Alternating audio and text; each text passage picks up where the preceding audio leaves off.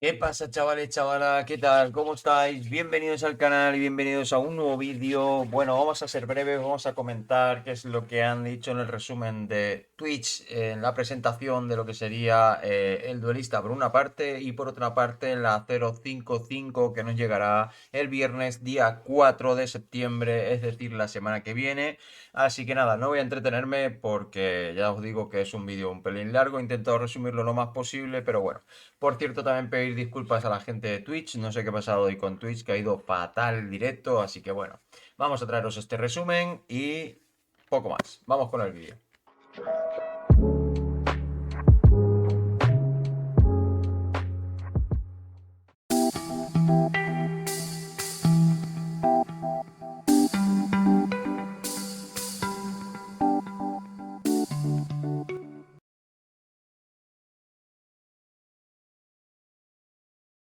Bien, lo primero que vamos a ver es el duelista que va a entrar en la 1.0, es decir, el 11 de diciembre, cuando ya estará el juego gratuito. Vamos a ver qué tipo de skills podemos tener. Es un personaje que va a poder combinarse tanto con un arma de dos manos como con dos armas de una mano, con arma y escudo. Va a poder combinarse con sangrado y con múltiples elementos y con múltiples habilidades que se compaginan entre sí, aparte de poder utilizar gloria, de poder utilizar furia. Un montón de cosas, la verdad que es una maldita locura, así que no me voy a entretener mucho, como he dicho, y os voy a dejar con un pequeño resumen que he hecho acerca de la mayoría de habilidades que podéis utilizar. Tendremos también espadas únicas y espadas normales, obviamente, un montón de espadas que vamos a poder descubrir en la 1.0. También las dos ascendencias, en principio, que de momento no han desvelado, probablemente las desvelarán, obviamente, para la 1.0. Entonces, esto que vais a ver es el personaje sin ascendencia, para que lo sepáis, ¿vale? Así que nada, os dejo con el resumen de la parte del duelista. Now, the Duelist comes with a new weapon type that it's kind of crazy we didn't have swords. And with each new weapon type, we want to make sure that the playstyle feels different to all the others. So, what defines combat with a sword? To us, it's that feeling of flow, from attack to attack and from stance to stance. Corpses of the dead continue to fight endlessly as the arena collapses around them. And you can keep holding the button to ready your blades for your next strike. Normally, your basic sword slash would look like this. But in ready stance, it turns into a deadly AoE slash instead. Your ready stance also has the ability to be upgraded. This is Sand Scour, another ready stance attack. And if you stun enemies with it, you'll enter Sand Stance. And using this with your default attack will send out a sand disc. Like Perforate, for example. This skill is a triple stab, where the third strike sends out drills, bleeding your enemies. But from ready stance, you can skip right to the drills. If you use it from sand stance though, it will send out a bunch of mini sand discs from every enemy it hits. Perfect for large packs. There's also some abilities that you can use while in ready stance, without breaking it. A good example are war cries, like this one, Intimidate. Time to die! Use it to deliver a cutting insult to your foe, intimidating them and causing your next attack to knock them off balance. Another great ability you can use already is Rending Dash. This movement skill slices through monsters, but since you stay in ready stance, it allows you to reposition to the perfect angle to strike. Now with swords, we wanted to make sure that the different options of one-hand, two-hand, or dual-wield each have their own interesting playstyle. So unlike other weapon types, dual-wielding swords gives you the ability to parry attacks. Follow up with Bloodied Blade to enter Blood Stance. When using this one with default attack, you'll create a deadly blood wave, causing your enemies to bleed. And of course, Blood Stance will also work with other skills that benefit from stances. So use it with Perforate, for example, and you'll get a bunch of mini blood novas. Once your enemies are bleeding, you might want to try out Hemorrhage. This skill creates deadly blood slashes that drastically speed up the bleeding on your enemies. And once the enemies have built up enough blood loss, slice through them with a Rending Dash to consume all the blood loss for a giga bleed. Use Cyclone from Sand Stance, and you'll be spewing sand discs at your enemies left and right. Great for AoE clear. Now parry also had a significant upgrade compared to before, and it's a lot more reliable now. But there's also another way to parry monsters that doesn't require waiting for them to attack you.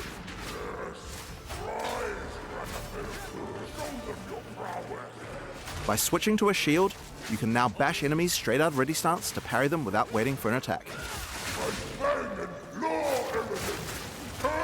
Another trick the Duelist has up his sleeves are buried blades. Earthrend creates blades that slice through the ground towards your enemies. And once in the ground, these blades have a few uses. The first one of these can be done using Charged Slash. The basic version is a simple lightning-infused cleave, but do it from ready stance, and it changes into a deadly spin, sending out lightning projectiles. But Charged Slash can also be used with the buried blades. Hitting them will turn them into mini Tesla coils, dealing lightning damage to nearby enemies. You could also switch to a two-hander to plunge your blade into the ground, sending out a set of 3 blades that explode. But if you use Earthrend first, then you can get even more blades, and the blade plunge will make all of them explode. If you want an even greater field of blades, using ready stance with Earthrend has an interesting effect. Instead of creating one blade, it makes an entire wall of them. You can also hold the blade plunge skill to charge up the swords even further before they explode. Blood and Sand work with the blade plunge too, to empower all your buried blades. Use it with sand to generate continuous sandstorms around all your blades. And this can be a devastating combo to blend bosses. Or use it with blood to create blood pools around each blade. Cycloning through the blood pools will add blood to your cyclone, so that can be a fun option. But while we're talking about that, Cyclone counts as a storm, so it can pick up other elemental ground effects too. A bolt of lightning to your blade and create shocking ground, and cycloning through it will add lightning to your cyclone. Combine it with the blood to get both effects. And of course it's possible to get blood, sand, ice, fire, and lightning all at the same time on your cyclone. You guys will have to work out a good build for that yourselves. There's just one more skill I'd like to show you. World Cutter. Charge it up and unleash the ultimate slash. But that's not all. Like so many of the Duelist abilities, it can be further enhanced with Blood Stance, or Sand Stance too. Alright, so those are just a few of the tools the Duelist has at his disposal. Today, we're going to go through 2 in-game builds that we've put together for the Duelist made by our developers. Our first build is called the Bringer of Blades, a mighty name once feared in the arena. This build is all about rising buried blades from beneath the ground. Some say each sword created by this build is from a foe slain in battle in the gladiator arena, and from the afterlife, they offer their sword back to you in respect. The bread and butter of this build uses Earthrend, supported by the lineage support Calm's Madness, to maximize the efficiency of creating buried blades. It combines that with the Blade Conduit skill, to charge up all the blades with lightning. We also have Earthrend supported by Electrocute, so that we can keep the enemies crowd controlled. Then it's just simple. Spam Earthrend, occasionally using Blade Conduit to refresh the charged lightning on all the blades. Now you're generating frenzy charges. With those, we can use Sand Scour to enter Sand Stance. And from Sand Stance use Blade Plunge, to cause sand discs to appear on all of our many buried blades, covering the screen in storms of sand.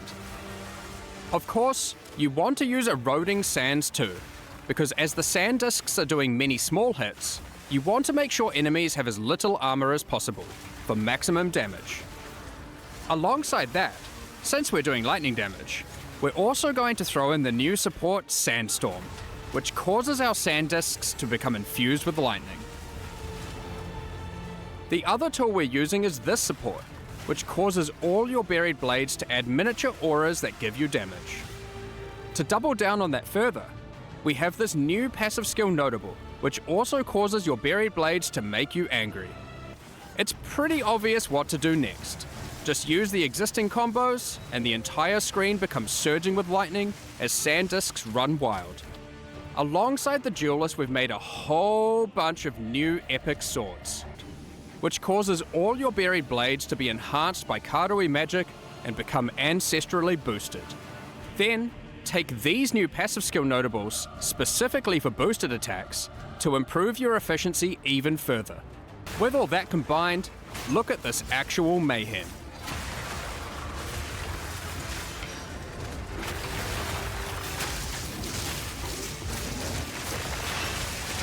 So, let's move on to our second build.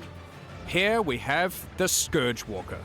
For this build, we wanted to do Cyclone with a twist. For that, we're going to use some uniques, starting with a new sword being introduced alongside the Duelist, Oro's Sacrifice.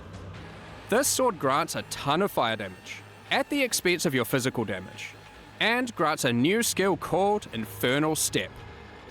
Infernal Step itself is pretty fun. and pretty epic. Use it as you flicker around, burning enemies as you strike them. Be wary though, there are both upsides and downsides to using this skill consecutively.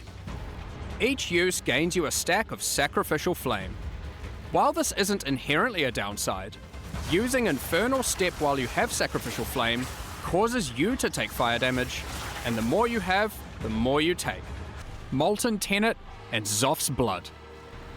Then we've just gone and used good armor gear in our core armor slots to stack up as much defense as possible. So, what about damage? We're doing a few things here that are pretty out there. Given we're using Oro's Sacrifice, we're dealing purely fire damage. However, we still need to be able to bleed for some huge DPS you'll see soon. To do that, we're using this unique ring, Blistering Bond. This allows our fire damage to scale bleeding, instead of physical damage. Our last unique is Barracks Respite. As said originally, we want a Cyclone, which is a wind skill, and can benefit from elemental ground surfaces. Now, our Cyclone is a fiery vortex. One last thing to note before showcasing our Scourge Walker in action is that Oro's Sacrifice also grants you frenzy charges while at maximum Sacrificial Flame. This will allow us to fold Bloodied Blade into our rotation between Cyclone sessions to get Blood Enhanced Cyclone. Really embrace the fantasy. For that, let's use this new support gem, which we will put on our Cyclone. Given we're already bleeding, this can cause enemies to shed chunks of flesh when hit, which explode after a short delay. At it. Let's add even more fire by using the Fan the Flame support. At this point, you can already see how much this is getting out of control. Notice we have an excess of frenzy charges. So, you want to throw on Echoing Strikes, which consumes all your frenzy charges to cause our next Cyclone to create a bunch of Cyclones. Feel free to add Infernal Cry to the mix, cause why not? Okay, well it's already pretty damn strong, but we can push it further. What about single target? For that, we're going to make use of our second weapon set, and use a one-hand sword and Targe, which grants parry. However, instead of using a regular Targe, we're going to use this Runeforged Targe, which grants us a special version of parry that maintains its stances when used. So if you are in Blood stance and use it, you will remain in Blood stance afterwards. This includes while using the dashing parry that Jonathan mentioned earlier. We are going to want our parry debuff duration to be as long as possible, so we can spend more time spinning. To get that, we're using another new sword base type. This one adds base duration to parry. We've also then invested into as much parry duration in this weapon set as possible on new passives on the tree. Here's some art to tease them. But to find out more about that, you'll have to check them out when we show them at ExileCon later this year. Ahora bien, una vez visto este resumen, gran resumen del duelista y todas sus habilidades y las posibilidades que va a abarcar esto en la 1.0, vamos con el reset de economía que vamos a vivir el día 4 del 9 del 2026, el cual se va a llamar Forbidden Rite.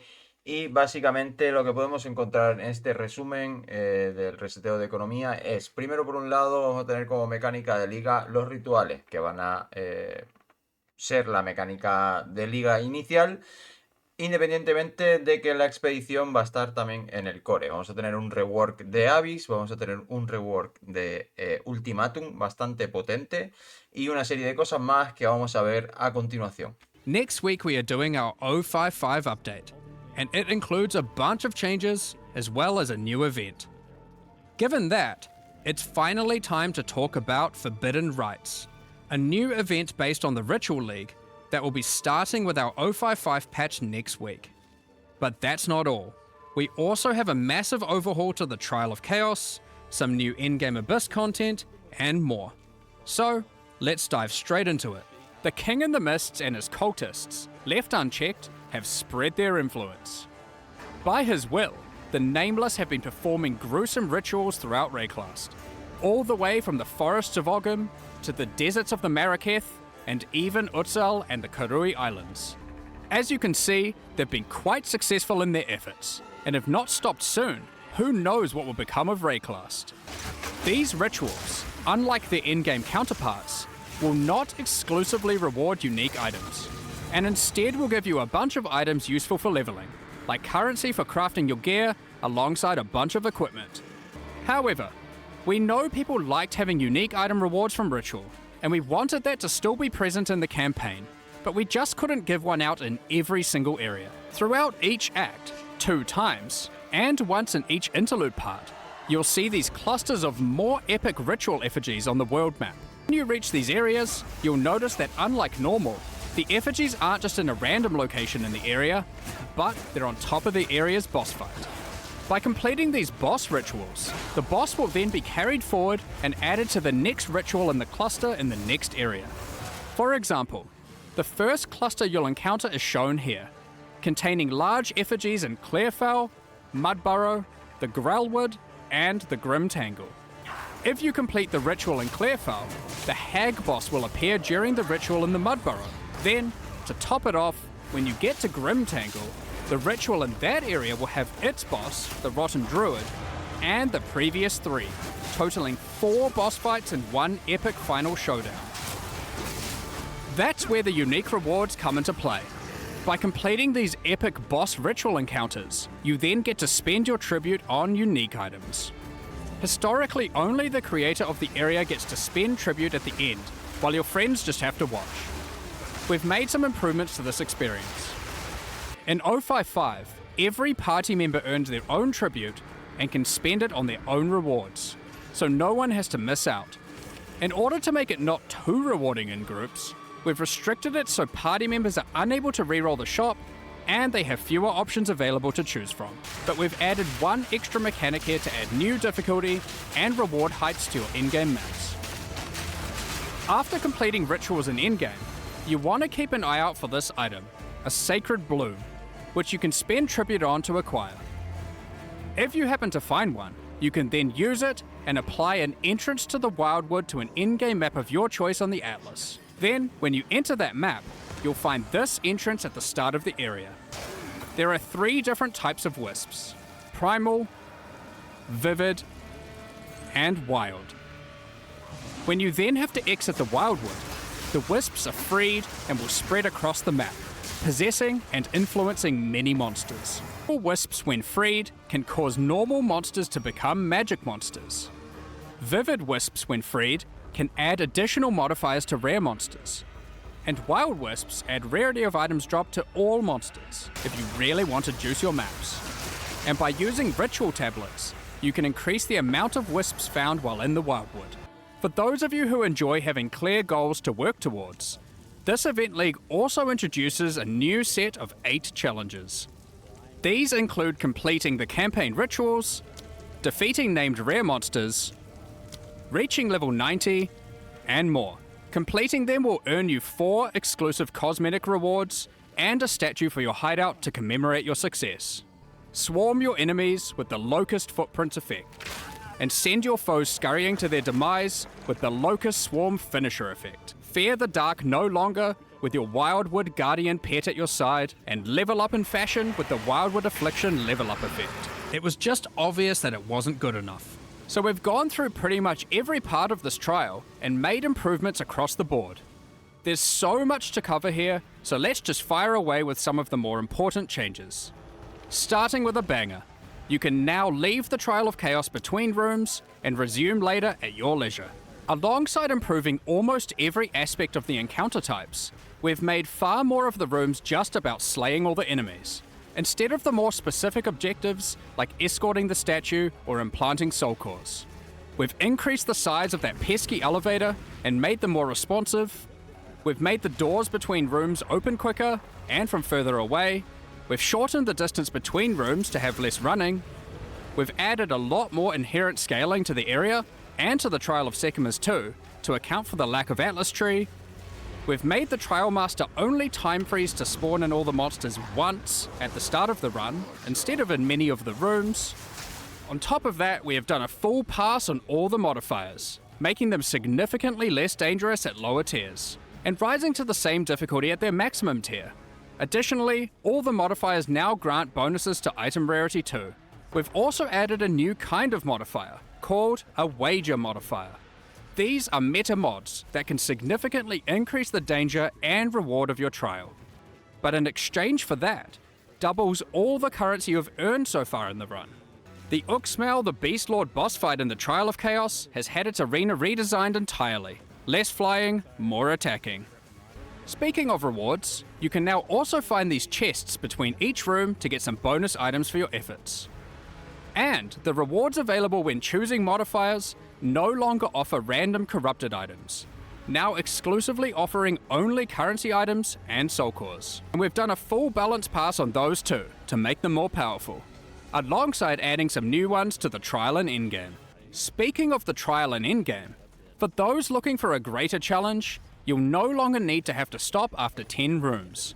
You can now continue all the way to room 30, with the difficulty and rewards escalating as you progress. Combined with the previously mentioned wager modifiers, the rewards of these runs can get very, very juicy. Reaching these later rooms will also allow you to obtain all 3 Trial Master fragments in a single run, rather than leaving their progress entirely to chance. Overall, this is a much more polished version of the Trial of Chaos, and we think it addresses many of the concerns players have raised over the past several months. Como habéis podido ver, lo del ritual va a estar bastante chulo. El rework que van a hacer en Ultimátum es de locos. Van a cambiar totalmente la mecánica y la van a mejorar. Pero luego también tenemos más noticias como que va a ser más sencillo relativamente completar el Atlas, entre otras cosas, ¿vale? Y también vamos a tener desafíos. Podremos mantener los desafíos que tenemos en la liga actual, ¿vale? Para terminar de completarlos. Y tendremos desafíos nuevos que nos van a dar diferentes recompensas y una serie de cosas más que vamos a ver ahora. After completing the main questline, you can now just venture out of the fortress and find another Arbiter of Divinity key. Defeating this more difficult version of the boss, all remaining sections of the fortress will be automatically completed. We wanted to add more things to find when exploring the Infinite Atlas, so we've added these new abyssal ravines that can appear. Each map on the ravines has abysses in it, and as you complete each along it, the next map gets more and more rewarding as you push the Abyssal Legion back. When you reach the last map on the ravine, you'll have a guaranteed abyssal boss encounter. You can now continue to find expeditions in-game, but from Act 4 onwards.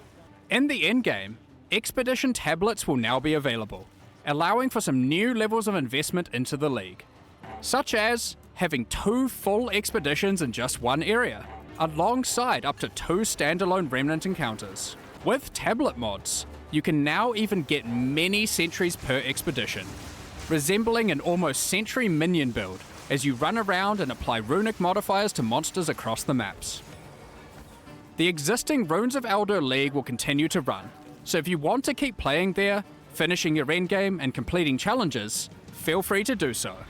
Bien, y con esto vamos a dar terminado el vídeo, ¿vale? Como habéis podido ver, tampoco es un contenido excesivo, obviamente. Se supone que iban a balancear una serie de cosas en los personajes, pero al parecer no les ha dado tiempo con todo el tema del estreno que van a tener para la 1.0 y es totalmente comprensible. Así que teniendo en cuenta que no es... es una liga nueva, pero realmente no es una liga nueva, es un reset de la economía. Por lo tanto, al ser un parche más pequeño, yo creo que no está mal el contenido. Obviamente me hubiera gustado que hubieran más cosas, me hubiera gustado que hubiera podido haber ya algún personaje que hubieran metido ahora en esta temporada ya, o en esta reset de economía al duelista, pero bueno, no va a poder ser, se están reservando contenido para el comienzo de la 1.0, aunque probablemente van a sacar el juego sin terminar, porque faltan más personajes y más cosas por meter, que no creo que les dé tiempo ni que quieran meter en la 1.0, así que tendremos un juego semi-terminado, pero es lo que tenemos. Así que bueno, vamos a conformarnos con esto. Vamos a comenzar con el inicio de este reset de economía la semana que viene, el viernes. Mientras tanto, como siempre, estaremos por Twitch. Aparte de esto, estaré subiendo algo de contenido, supongo, de Project Zomboid, o ya veré qué es lo que haré para esta semana, ¿vale? E incluso comenzaremos en Twitch ya con los primeros leveos de personaje para prepararnos para el viernes, ¿vale? Así que nada, sin más dilación os voy a dejar ya, que bastante largo ha sido el vídeo. Espero que os haya gustado, dejaros un like, compartir, suscribiros al canal, hypear el vídeo, seguirme en Twitch, en Kick, en TikTok, en Instagram, donde os dé la gana menos por la calle. Un saludo y gracias por ver.